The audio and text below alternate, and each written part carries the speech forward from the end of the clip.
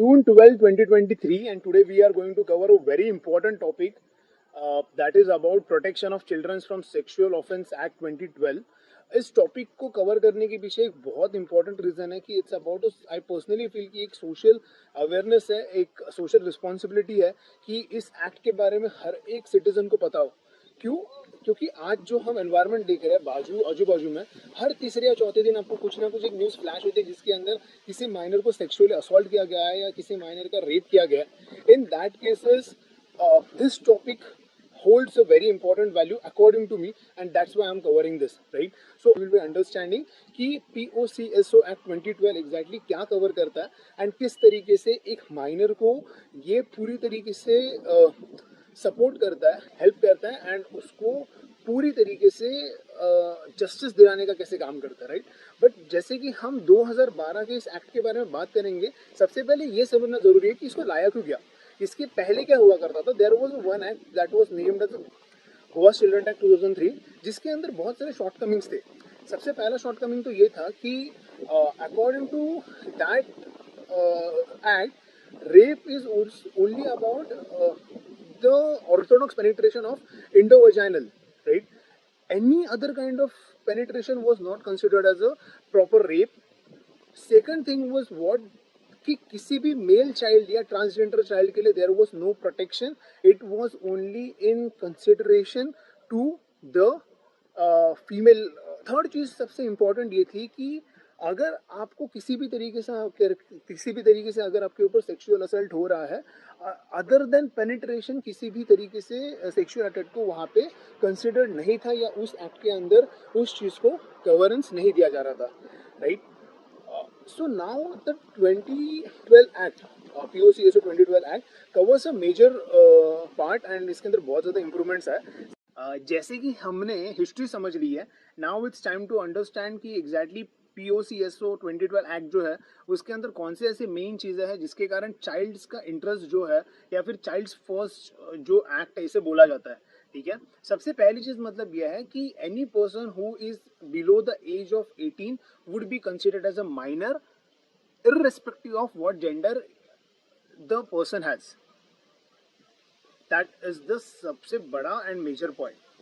Second चीज ये है कि in this act not only the orthodox kind of endovaginal penetration is considered, but इसकी के साथ में if any kind of penetration happens in any open part of the body, if it's an object or if it's an human body part that has been inserted in his or her or the third gender body, then it would be considered as a sexual assault.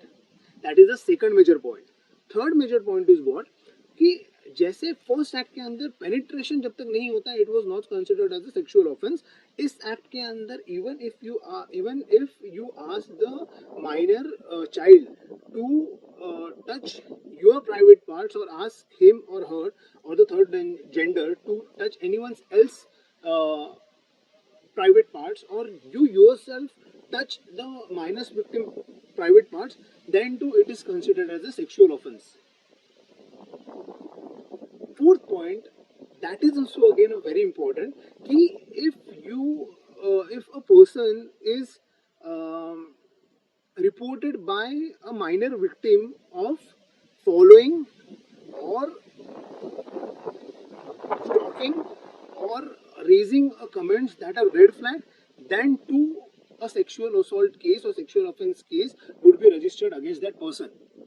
Now it's coming to the fifth.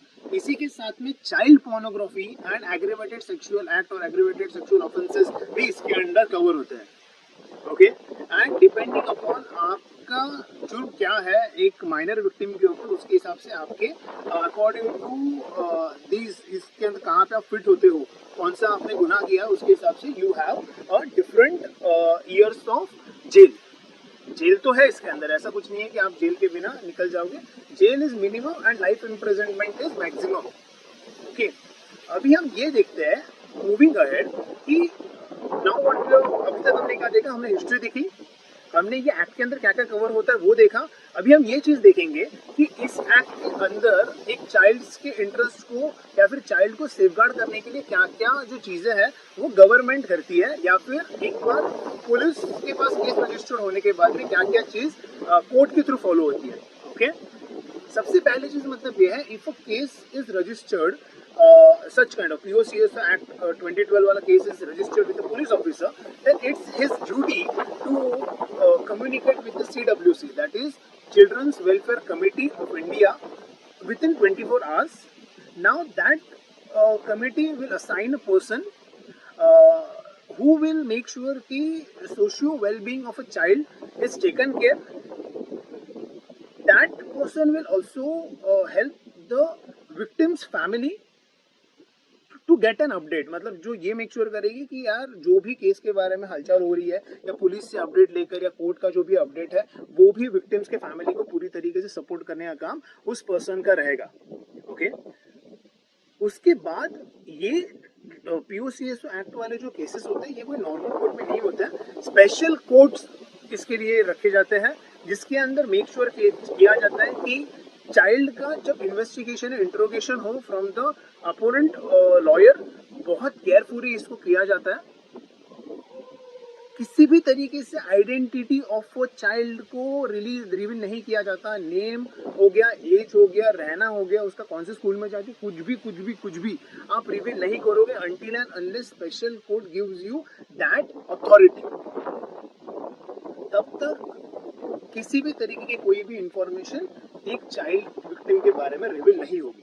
Same time जैसे कि कोई भी जो law है या act है वो full proof नहीं होता है, इसके अंदर भी एक बहुत हम बोल सकते हैं कि एक डाउन साइड है। दैट इज अबाउट, ये एक्ट कहता है कि किसी भी तरीके का sexual activity that is happening with a minor simply means below age of 18 is considered as a sexual offence, right. इसका मतलब यह है कि अगर आप 18 साल से छोटे हो and even if then you are having a consensual sexual activity, if that activity gets reported then too it would be considered as a sexual crime or as a sexual offense। इसके पहले जो act था वो ये बोलता था कि 16 साल के ऊपर अगर दोनों the two people who are involve in this activity are about 16 years of age, मतलब 16 साल के ऊपर अगर है दोनों लोग तो उसको हम और एक कंसेंशुअल है तो that can not be considered as a crime. दिक्कत ये हो रही है कि because of this one reason लोग इसका दुरुपयोग कर रहे हैं। लोग इसको इस तरीके से दुरुपयोग कर रहे हैं कि if there are two families जिनके बच्चों को एक दूसरे के अंदर प्यार है and if they get indulge in this kind of activity and there is a resistance from the boy's family or there is a resistance from the what we say female family or the girl's family, they are taking this act support to lodge a crime against the person. So that is the thing which is being looking ahead to bring up the changes। इसके ऊपर बात हो रही है but let's see what happens. जितना भी government ने अभी तक किया है, जिस एक्ट ने किया है, मोस्ट ऑफ द चीजों में भला किया हुआ है। ये जो मैं केस बता रहा हूँ this is about rural cases, rural के एरिया में है जहाँ पे ये केसेस को सबसे ज्यादा नोटिफाई किया जा रहा है, जहाँ पे जात पात धर्म भेद को बहुत ज्यादा तरीके से माना जाता है, राइट। वहाँ पे इस तरीके के केसेस को देखी गया है। बाकी everything is done from my side. I think मैंने इस टॉपिक को जस्टिस दिया हुआ है एंड पूरी तरीके से इन्फॉर्मेशन को कवर किया। अगर आपको लग रहा है कि इसके अंदर वैल्यू है, अगर मैंने जितनी बात बोली है वो आपके लिए हेल्पफुल थी, तो डेफिनेटली यार इसको लाइक करिएगा, सब्सक्राइब करिएगा, शेयर करिएगा। वीडियो को हम अपलोड करेंगे। देखो डिले, मेरे बहुत ज़्यादा कंटेंट था इसके अंदर डालने के लिए, बहुत ज़्यादा स्टडी करनी पड़ी थी एंड बिकॉज ऑफ दैट जैसे मैंने बोला था कि ये कल ही मतलब 12 के मिडनाइट को मैं अपलोड करूंगा, but it got delayed little bit and हम इसको आज अपलोड कर रहे हैं, राइट। बट जो होता है भले के लिए होता है, ठीक है। So if you like it, comment it, circulate it and support, ठीक है। Bye bye, thank you, take care.